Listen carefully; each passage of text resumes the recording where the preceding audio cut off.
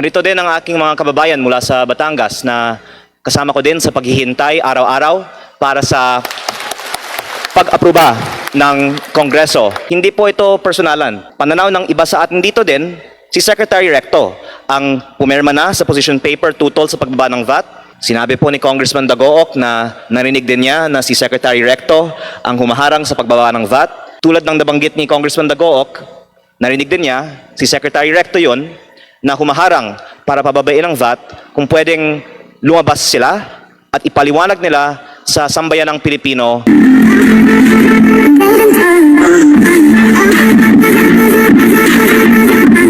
So, having said that, I'd like to recognize a member of our the Independents. You may make your manifestation, Congressman Lean. Maraming salamat po, Mr. Chair, at nangako po ako na hindi ako magtatanong ng tanong sa inyo. Pero magbibigay na lang ako ng iilang mga pahayag at bahala na lang kung sino po ang gustong sumagot. Unang-una, I second the motion of Congressman Dagook. I would like to thank also the other members of Congress, including Congressman Rufus, Congresswoman Revilla, Congressman Valeriano, and the others who have called for a lowering of the VAT. Hindi na natin kailangan pag-usapan pa kung kailangan pababain ang VAT. Ang gusto ko lang sanang malaman, ano ang magiging aksyon na magmumula sa lahat ng mga pagdinig ng komiteng ito dahil tulad ng nabanggit ni Congressman Dagook, certify as urgent, binigyan na ng kapangyarihan ng eksekutibo pero hindi naman isinuspende ang excise tax, lalo na ang VAT, at ang DOF ay nagpapahayag naman na ayaw nilang pababain ang VAT. Sinabi po ni Congressman Dagook na narinig din niya na si Secretary Recto ang humaharang sa pagbaba ng VAT. Wala naman nagtanggi sa inyo na si Secretary Recto ay tutol sa pagbaba ng VAT. Pero nais kong bigyang diin na tayong lahat ay mga halal na opisyal dito sa Kongreso. Tayo po ay nasa demokrasya at may separation of powers at hindi po dapat porket may mga miyembro ng kabinete na humaharang sa pagboto sa isang bill na kailangan ng Kongreso sundan ang boses ng isang miyembro ng kabinete over ang boses ng sambayanang Pilipino.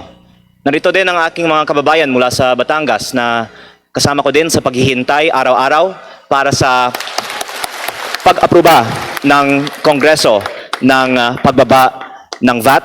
At tulad po ng sinabi ni Congressman Dagook, tila nagiging props lang tayo dito para ipakita na gumagawa ng aksyon ang Kongreso, pero para sa kaalaman ng publiko. Nakailang pagdinig na tayo dito, paulit-ulit lang ang mga rekomendasyon ng mga nagsasalita para pababain ang VAT. Ang mga miyembro ng Kongreso ay handa na bumoto para ibaba ang VAT. Pati ang ating butihing chairman ng Ways and Means Committee ay nagpahayag na sinusuportahan niya ang suspension ng VAT para sa petroleum products.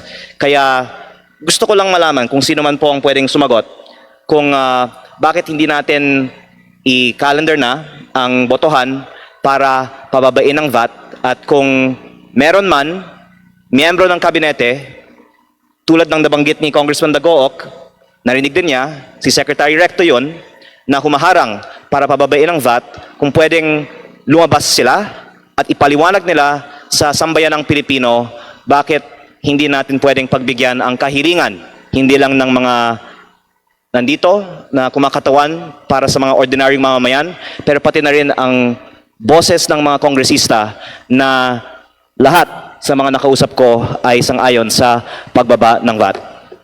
So, ako po ay nag-manifest, hindi po ako nagtanong sa inyo, Mr. Chair, pero kung sakali may pwedeng sumagot sa aking katanungan, kailan natin pwedeng i-commit sa taong bayan na magkakaroon ng botohan para maaksyonan ang pagbaba ng VAT?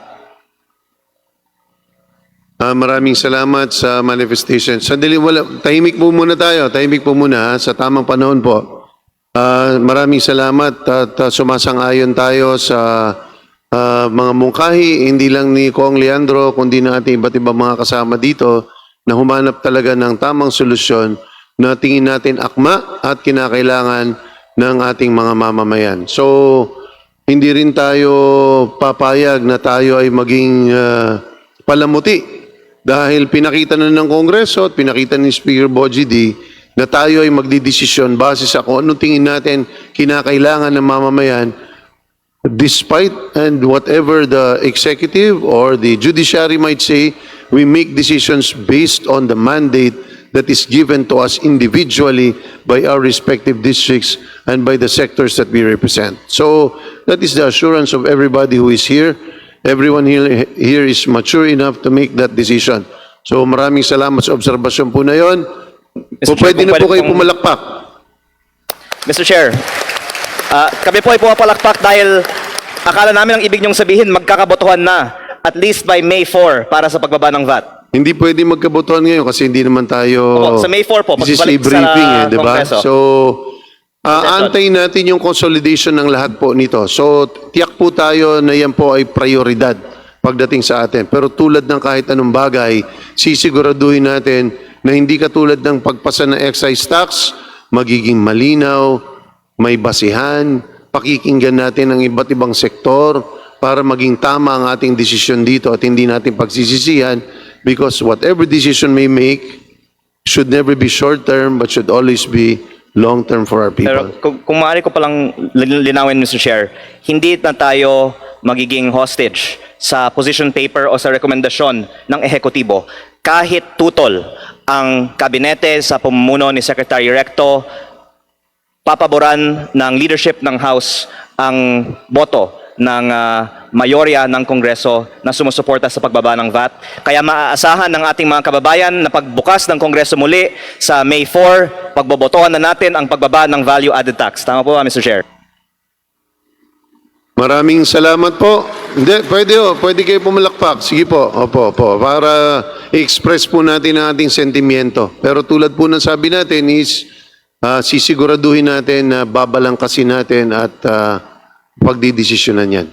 So, maraming salamat, Congressman Leandro, sa iyong mungkahi at sa ating mga kasamang nandito ay magandang umaga po sa inyong lahat.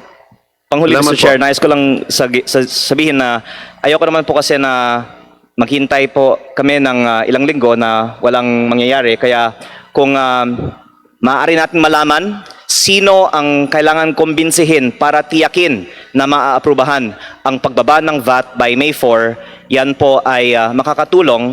Hindi po ito personalan.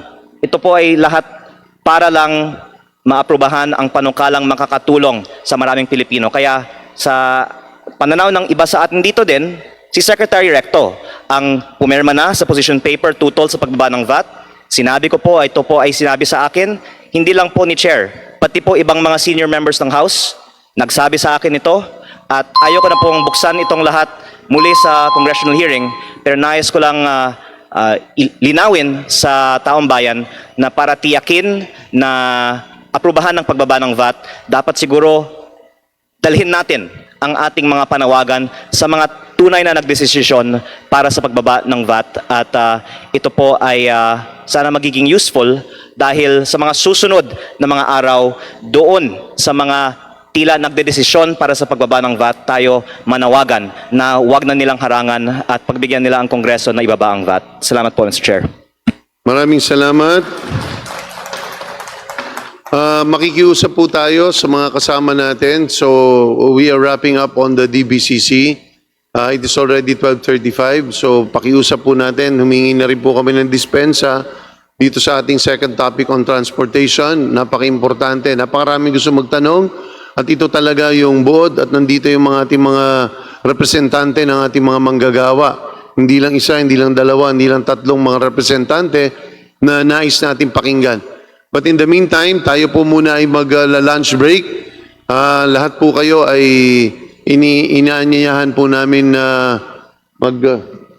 meron po tayo dito, salo-salo. Payak lang po, pero pagpasensyahan po ninyo, but we will resume by 1:20. Okay po? Resume po tayo ng 1:20 para sa ating after lunch break. Sa pakiusap na rin po natin mga kasama. So maraming salamat po. Magandang umaga sa inyong lahat. See you this afternoon.